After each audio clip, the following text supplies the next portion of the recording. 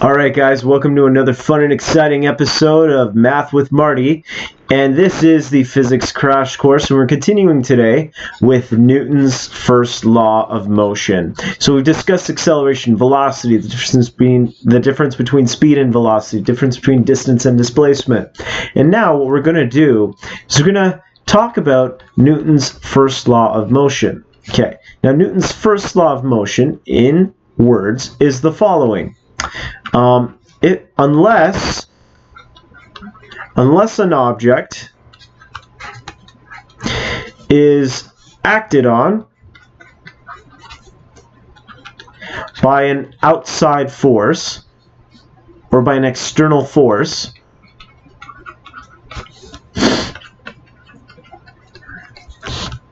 the object will maintain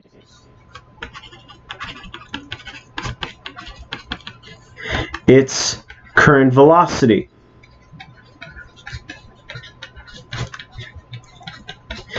Now, there are two cases of velocity. Okay, so an object could be at rest.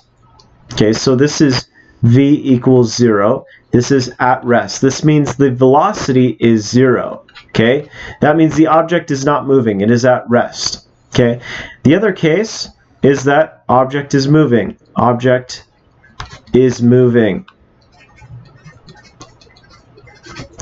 In both these cases, guys, this is v not equals 0. In both these cases, guys, unless an object that is either at rest or moving is acted on by some force, whether it's friction or a push or electromagnetism, something. Okay, unless it's acted on by an outside force, the object will either maintain its rest or it will continue moving with the same speed and direction that it was moving prior to. Okay, so it just maintains its current motion. All right, so let me give an example. All right, so we've got a cabinet, and this is me. I'm just staring at this cabinet. I'm just staring at it. Okay, I'm not applying a force to this cabinet. Okay, so what this cabinet will do is it will stay at rest. I'm not applying a force to it yet. Okay, but if I were to then push the cabinet, then I would begin to accelerate the cabinet, which means that its velocity would grow. Okay, in magnitude, it would grow, it would become faster. All right, it would move. Okay, so that's basically Newton's first law applied to an object at rest. Let's imagine that the object isn't at rest, but it's moving. So let's say I'm in a vehicle. I'm in a car. Okay, car usually has a top. Okay, it's got wheels. All right, and it's moving with some velocity v. I don't know what v is. Let's say v is 40 kilometers an hour.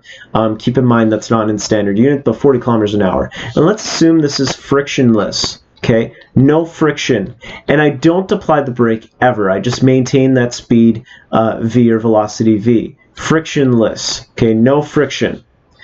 Then this car will maintain this velocity so long as I don't get hit by another vehicle, or I hit a very friction-full road. Apologize for the lack of a better word, but basically if I don't hit a road that would cause a lot of traction to the tires, causing me to slow down a bit, and granted I'm still applying the same amount of gas.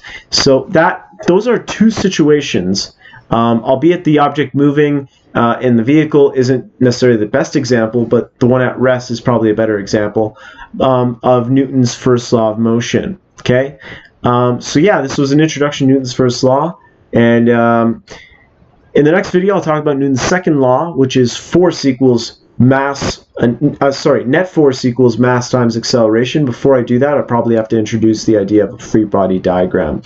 So I'll see you in the next video. Don't forget to like and subscribe. And yeah, I love you. Peace out. Bye-bye.